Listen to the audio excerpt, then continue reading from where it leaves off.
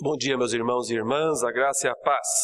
O propósito desta manhã, que se comemora a ressurreição do Senhor Jesus, eu vou trazer uma breve meditação na primeira carta de Paulo aos Coríntios, capítulo 15. Vamos abrir então a palavra de Deus, 1 Coríntios, capítulo 15.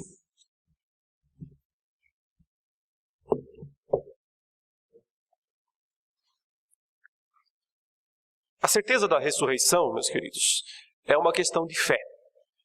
É a fé que nos dá essa convicção de que Cristo ressuscitou dentre os mortos de maneira histórica, de maneira literal. Porém, isso não significa que não existam argumentos plausíveis que a própria Escritura nos traz a respeito da ressurreição de Cristo. E aqui nesse texto de 1 Coríntios capítulo 15, o apóstolo Paulo nos mostra alguns desses argumentos que nos dão a convicção de que a nossa fé não se baseia em algo não substancial. Ao contrário, nós cremos que Cristo ressuscitou, mas nós cremos baseado em fatos, em argumentos convincentes, plausíveis. É isso que está registrado aqui. Vou ler com os irmãos a partir do verso 1 que diz: Irmãos, venho lembrar-vos o evangelho que vos anunciei, o qual recebestes e no qual ainda perseverais. E por ele também sois salvos, se retiverdes a palavra tal como vô-la preguei, a menos que tenhais crido em vão. Antes de tudo vos entreguei o que também recebi, que Cristo morreu pelos nossos pecados, segundo as Escrituras, e que foi sepultado e ressuscitou ao terceiro dia, segundo as Escrituras.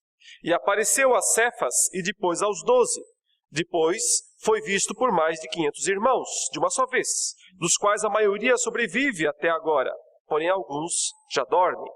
Depois foi visto por Tiago, mais tarde por todos os apóstolos, e afinal, depois de todos, foi visto também por mim, como por um nascido fora de tempo, porque eu sou o menor dos apóstolos, que mesmo não sou digno de ser chamado apóstolo, pois persegui a igreja de Deus. Mas pela graça de Deus sou o que sou. E a sua graça que me foi concedida não se tornou vã. Antes trabalhei muito mais do que todos eles. Todavia não eu, mas a graça de Deus comigo.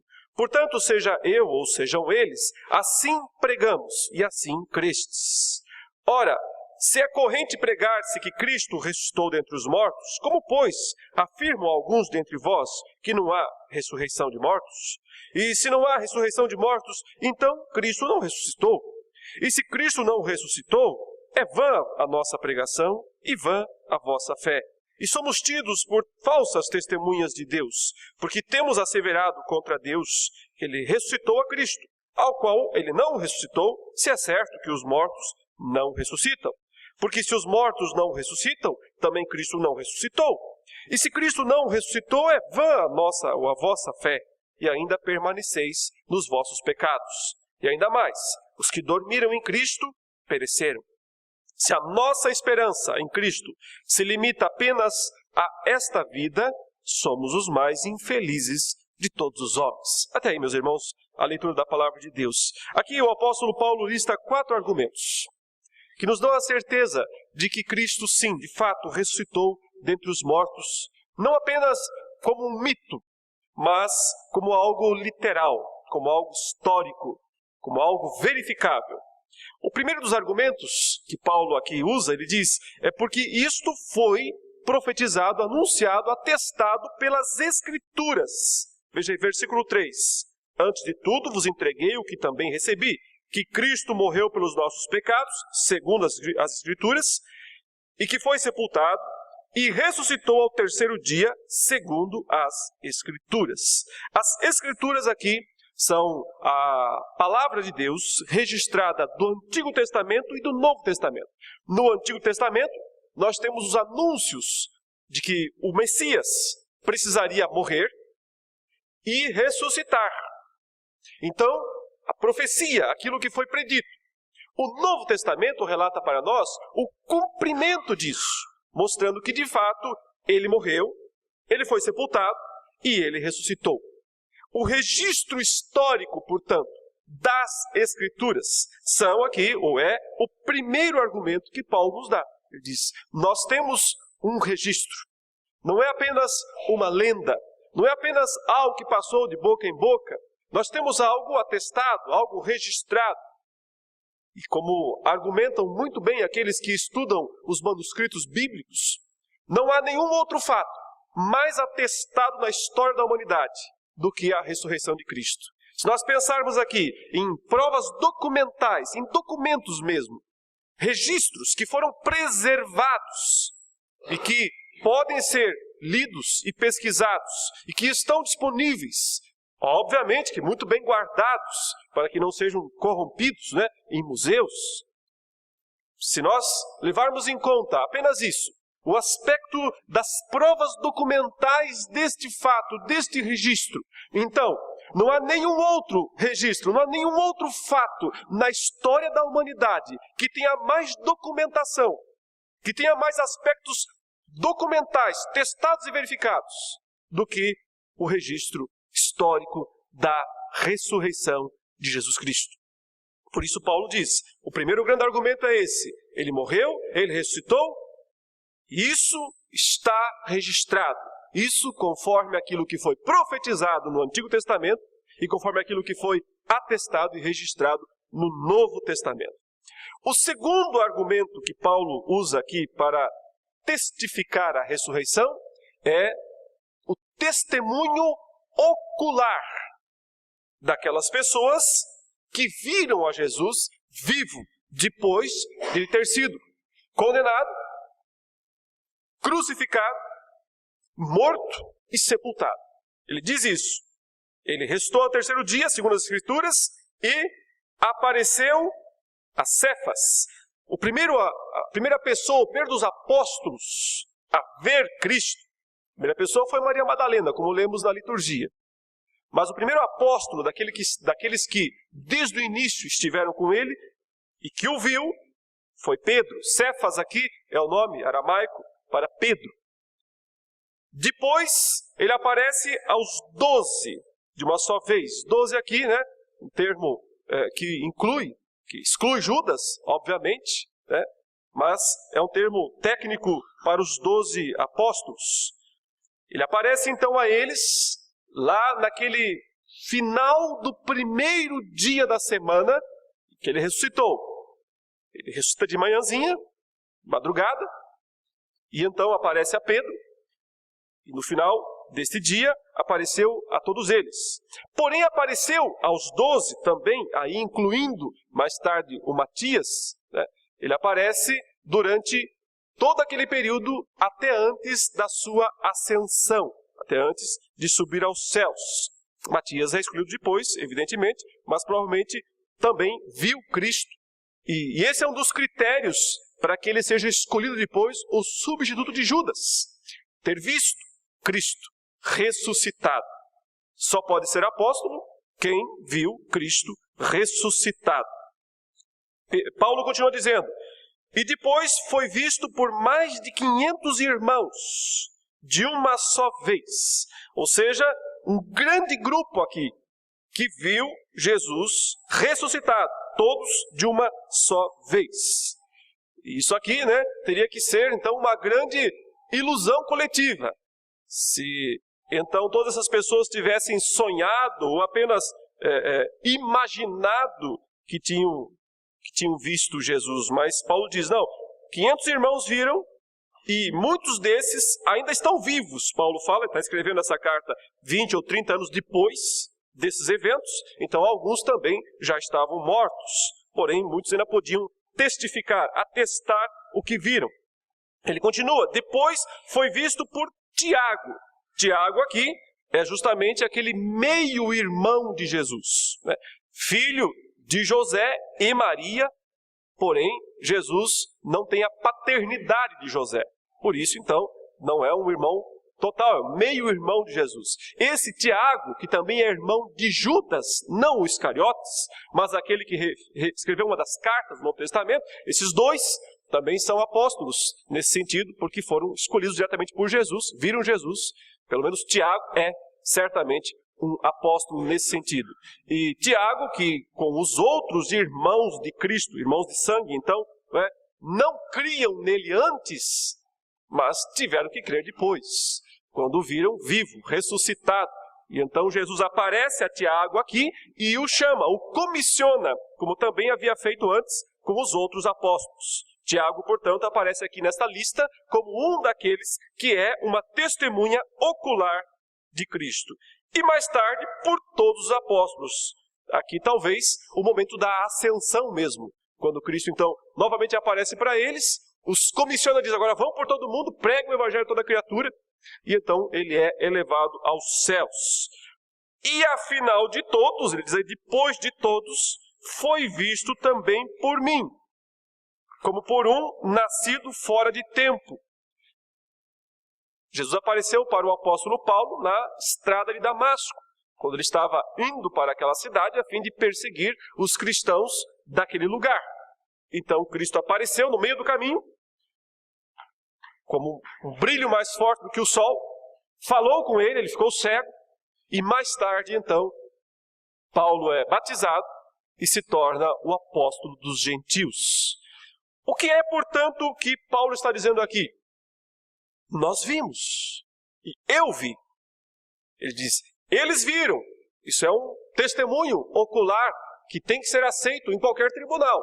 Nós sabemos que em qualquer tribunal do mundo, duas testemunhas atestando um fato é assegurado a veracidade daquilo. É assim que se testemunha contra um crime, por exemplo. Se duas pessoas viram, se uma viu já é um testemunho forte. Mas se duas pessoas viram, e aqui, se centenas de pessoas viram, então, em qualquer tribunal do mundo nós temos que reconhecer, isso seria reconhecido como um fato incontestável, um testemunho ocular. Pessoas que estavam vivas e que viram. E o apóstolo Paulo que disse, e eu não estou falando só deles, como se tivesse me contado essa história, mas eu também vi. Eu estava lá na estrada de Damasco e eu vi Cristo ressuscitado. Então, o grande argumento aqui, o segundo argumento é justamente o testemunho ocular. Pessoas viram e registraram e testificaram. E o terceiro está muito ligado a isso, porque ele diz, e por causa disso nós pregamos isso, nós anunciamos isso. Paulo aqui faz até uma comparação, diz, eu fui até mais longe do que os outros apóstolos, mas não eu, a graça de Deus comigo. E ele diz no verso 11, portanto, seja eu ou sejam eles, assim pregamos e assim crestes. O terceiro argumento, meus irmãos, é a pregação apostólica. A pregação aqui tem a ver não apenas com falar, mas tem a ver com sustentar, com garantir, com testemunhar, testificar. E a questão-chave é a seguinte, que vantagem tiveram estes homens em insistir perante todos e tudo que Cristo havia ressuscitado? Que vantagens obtiveram? Vantagens financeiras? Vantagens, ficaram famosos? Apareceram na televisão? Eles tiveram alguma vantagem em defender isso? Nenhuma. O primeiro dos apóstolos morre logo poucos dias depois. Tiago, o irmão de João, é morto por defender isso. Os apóstolos são presos em Atos 3 e 4. São açoitados e continuam defendendo isso. Um após o outro, eles são mortos. Crucificados, decapitados. O último deles, João, é preso numa ilha chamada Patmos, já bastante velhinho, ainda está lá testificando.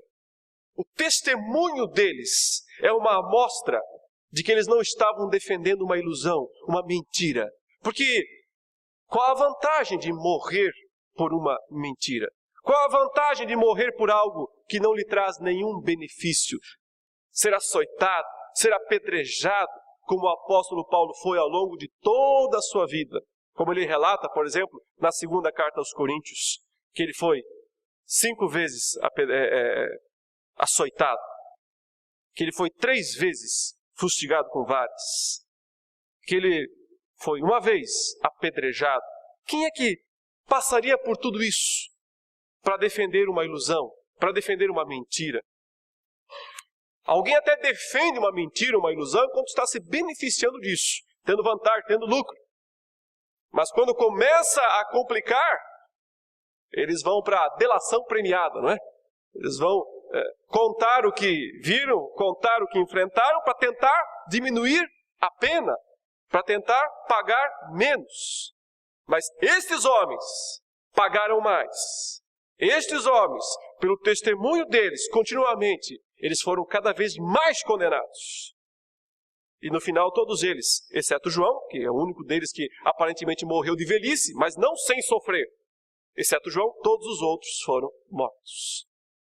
Portanto, aqui está o testemunho de alguém, e aqui é o Paulo pessoalmente dizendo, que viu, testificou e sofreu por isso. Veja aqui o argumento dele mesmo no versículo 30, aqui mesmo na primeira carta aos Coríntios, capítulo 15, versículo 30. Olha Paulo perguntando para os seus leitores, mais ou menos assim ele está perguntando, vocês acham que eu sou louco? Vocês acham que eu sou bobo? Que eu estou defendendo uma mentira? Tudo que eu passei, tudo que eu enfrentei? Olha aí verso 30. E por que também nós nos expomos a perigos a toda hora? Por que eu estou a toda hora enfrentando perigos? Aqui perigos não é o perigo do trânsito, o perigo de algum assalto. Aqui o perigo é de ser preso, é de ser morto, de ser acusado por autoridades romanas, como Paulo foi várias vezes preso. Por que eu estou me expondo a perigos toda hora? Ele cita um dos exemplos, no verso 31. Dia após dia morro. Eu protesto, irmãos, pela glória que tenho em vós outros, em Cristo Jesus nosso Senhor. Se como homem lutei em Éfeso com feras, que me aproveita isso? Olha a pergunta dele aqui. Vocês lembram de Éfeso? Lá onde tinha aquela multidão enfurecida, me rodeando, querendo me linchar publicamente. Todo mundo gritando, grande é a Diana dos Efésios, grande é a Diana dos Efésios. Porque o apóstolo Paulo chegou em Éfeso e pregou que só existia um Deus. Mas a cidade inteira sobrevivia das estátuas, dos souvenirs, né, das lembrancinhas religiosas em honra de Diana. Quer dizer, Paulo quando chega ali, ele ameaça o comércio da cidade, ele ameaça toda a economia da cidade, então a cidade se enfurece contra ele. E todos vêm contra ele falando, tem que matar esse homem. E gritam diante das autoridades, grande é a Diana dos Efésios. Paulo diz, eu lutei com essas feras à toa, eu enfrentei uma turba, uma multidão enfurecida querendo me despedaçar. Eu faria isso se eu não tivesse a certeza de que Cristo ressuscitou, se eu não tivesse visto Cristo ressuscitado. Eu não sou bobo, eu não sou louco. Se eu enfrento essas coisas todas, é porque eu tenho uma certeza. Eu vi Jesus vivo. Não apenas eu, 500 irmãos viram. Não só eles, os 12 apóstolos viram e muitos outros viram. Então a certeza aqui do testemunho está baseado num fato histórico. Mas finalmente, meus irmãos, ainda há algo a ser dito a respeito da ressurreição de Cristo. É que ela é a nossa grande esperança. Uma esperança viva, uma esperança que tem alimentado cristãos ao longo desses quase 20 séculos. Uma esperança que tem sustentado irmãos e irmãs a enfrentar eles também as privações, as provações, o martírio por Cristo ao longo destes 20 séculos. Paulo insiste com isso dizendo, do contrário, toda a nossa fé seria vã. Toda a nossa pregação seria perda de tempo. Se a nossa esperança, é isso que ele fala aqui no verso 19, se a nossa esperança em Cristo se limita apenas a esta vida, somos os mais infelizes de todos os homens. Mas podemos falar aqui do modo contrário. Porque a nossa esperança não se limita apenas a esta vida. Então nós somos o quê? Os mais felizes de todos os homens. É porque nós temos a certeza da ressurreição de Cristo, que não é um mito, que não é meramente uma invenção do cristianismo, mas porque é um fato atestado, o mais atestado da história. Porque foi visto por testemunhas oculares, porque mudou a vida de homens que estiveram dispostos depois a morrer, a sofrer, a pagar que fosse preciso para sustentar essa verdade. É por isso que nós temos esta esperança. Ela tem transformado cristãos ao longo da história inteira, e esta é uma evidência de que Cristo ressuscitou. O resultado da sua obra, o resultado do seu trabalho, do seu sofrimento e da sua vitória. E porque a nossa esperança em Cristo não se limita apenas a essa vida, ou seja, nós sabemos que essa vida não é a única coisa que nós temos. Nós temos o mundo vindouro, nós temos o mundo por vir, que nasce, que surge, que é construído a partir do primeiro dia da semana, da nova criação, da ressurreição de Cristo dentre os mortos. Então, nós somos os mais felizes de todos os homens. Essa felicidade é baseada em fatos verificáveis, palpáveis, históricos. É a certeza que nós temos, por ela vivemos, por ela podemos esperar e glorificar o nosso Deus. Oremos. Eterno Senhor, Tu que ressuscitaste a Cristo dentre os mortos, fato incontestável, histórico, verificável, mas que acima de tudo para nós é matéria de fé, porque recebemos o dom de crer nestas coisas. Do contrário, poderíamos ter todas as evidências e nunca acreditaríamos. Mas porque recebemos este dom, confessamos que Cristo está vivo e reina para sempre. E é nossa esperança, toda a nossa esperança, que não se resume a esta vida, mas perdura por toda a eternidade. Nisso está a nossa alegria, nisso está a nossa felicidade. Aumenta nesse dia, ó Deus, a nossa fé, a nossa confiança na ressurreição de Cristo e também a nossa alegria em viver por causa dele. Em nome de Jesus. Amém.